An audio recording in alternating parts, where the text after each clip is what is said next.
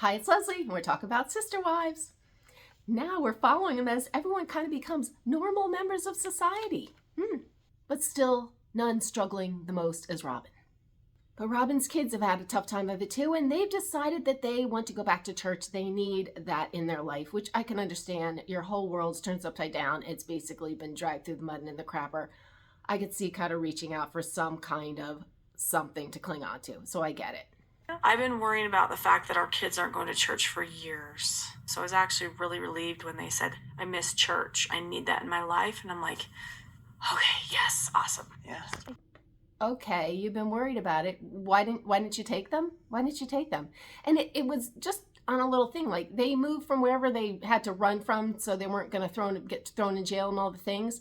If church was such a major part of it, why in the world weren't you landing at a spot that had this church that you were so into and living your lives for, knowing that you would need that? That made no sense to me. You'd think that would be, location, but you need good school systems, maybe like your big frickin' church that you need that is like everything in your life. Maybe you would look for that. No, they didn't. So they've had no church, but the kids want to go back now. But Robyn, you could have been taking them to another church, I'm thinking, right? As Robyn and her kids are church hunting, as they call it, we get to catch up with Mary, who is happily moving on. But we get a flashback as to when that Mary had her first divorce.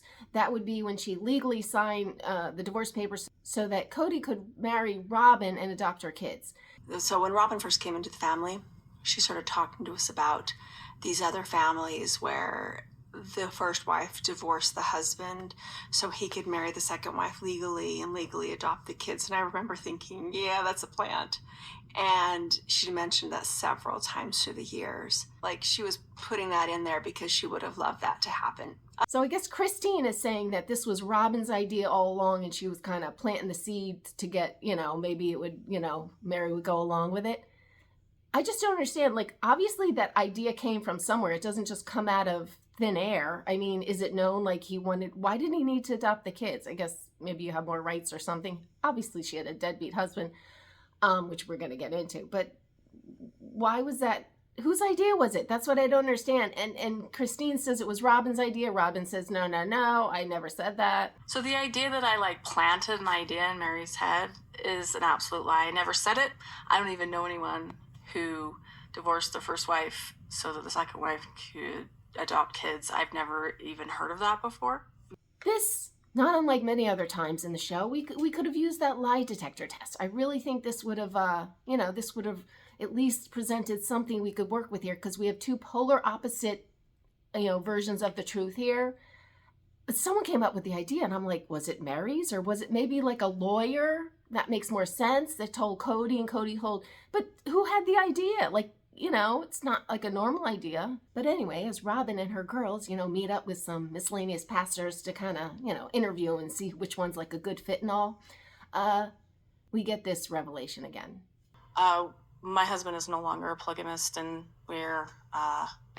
it's just me and him now. And they both have expressed that they don't want to live plural marriage and they don't want to be a part of what our original church was. And as I said, that is just so shocking. So shocking how they could not want a part of this freaking train wreck of a family. I mean, oh my God. Yeah, no, it's a hard pass. A hell no from them. No surprise there. They're not interested in fundamentalist Mormonism. And it makes sense that they don't, just because they've watched some really crazy crap go down. They watched some crazy crap go down? Did they watch the show? Did they watch TLC? Is that where they watched this crazy crap? Or do they mean personally? I mean, we've all watched some crazy crap. Lord knows I've been here for the whole ride. I think 15, I don't even know how long, but I remember it all from way back. I remember when they first started dating Robyn and all the things. So I'm an OG of this nonsense. But yeah, good old TLC, tender loving care. And that they did take care of them, I'm sure. But shockingly, Robyn had a great experience, I guess, up until the last, 5+ years with the whole polygamous thing. But Kody has been burned one too many times. He's done, or so Robyn says. Yeah, Kody doesn't want to do plural marriage anymore. At least he has learned from his mistakes. So that, we get a point for Kody for that one, because Robyn is still plugging along with this craziness.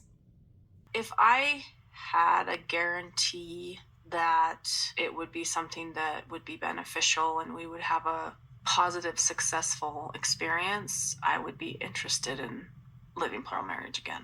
But I would need some sort of guarantee, just because this experience of the family falling apart has been so traumatic. Are you freaking kidding me? Are you freaking kidding me, Robyn? Like, it's like you're still bleeding from this chaos and this mess, and your kids are traumatized. Every time I look at Brianna, she just looks wrecked. I don't know if it's just like her, you know, they always say I look like I have a resting bitch feel, like I look sad. She looks sad to me. She just looks wrecked. So maybe it's her face. I don't want to, you know, but I just feel so bad for her because the kids paid the price for this for the adult decisions of this mess. But I hate to tell you this, Robyn, there's no guarantees. There's no guarantees. The only guarantee you have is I would think that it's probably not going to work. I mean, that's almost a guarantee. So I would think, no, don't do it again, Robyn. No.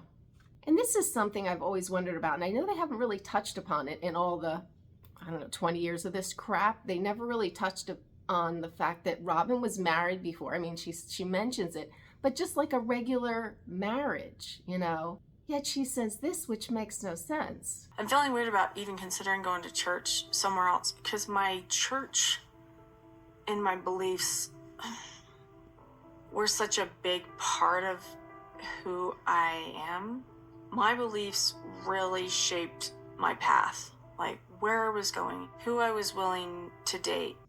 I mean, when did they start shaping your path? Because you were married to a monogamous, you were married to just a guy, had 3 kids. It wasn't shaping your path then. What church were you in? I mean, you obviously weren't, it wasn't like, oh my God, I gotta be in a polygamous kind of situation, unless that guy just like bailed and didn't do his part of getting other wives and you wanted that, I don't know. But they were legally married, because she talks about the divorce being a nightmare. So when did this become your path? Because it certainly wasn't in the beginning, or so it appears. I would like to know the answers to that, actually. If anyone knows, comment. But anyway, Robyn and the girls, without Kody, because we know what Kody does at church. He has wandering eyes. Yep, that Kody. No, Kody stays home. Robyn and the girls, she doesn't even take her little kids. I guess, I don't know why not, but Robyn and the girls go to church and they loved it. And the girls came home, gave a recap, and they were just like sobbing and crying. And that all was wonderful. Like, they found their place. I guess they want to be heard and just like validated for their beliefs. And that kind of made sense to me, because it's kind of like the whole world probably thinks they're nuts, because we've been watching this train wreck. So how do you know, it looks craziness to me, but you know, but believing in God, they want, you know, they want to be around people that believe the same thing and aren't, you know, made fun of for it or whatever. But what would it be without one episode of Robyn sniveling and shedding a few tears yet again? She must drink a lot of water to provide all these tears. That's all I'm thinking. I don't drink enough water, so you got that over me, Robyn. I do not. But anyway. I know what I wanted. I wanted this family. I was bending over backwards to encourage Kody's relationships with his wives and Kody's relationship with his kids. I had too high of expectations of.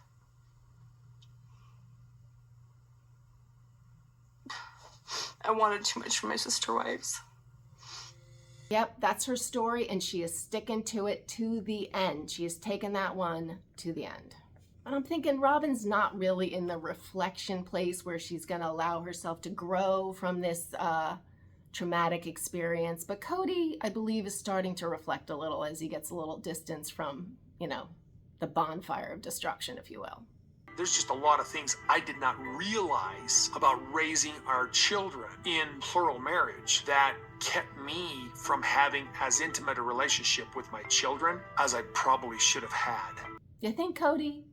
And I can tell you what it was. It's called freaking ass time. You know, you're one person. You're supposed to be keeping these 4 wives happy. I think you successfully kept one happy. You know, Mary had to drop out just as a matter of, like, you know, time, you know, so someone had to go. But your poor kids, I mean, who are we kidding? You can't have an active role in 20 kids' lives. And at that point, which I don't think you are anymore, you had a full-time job like a regular person.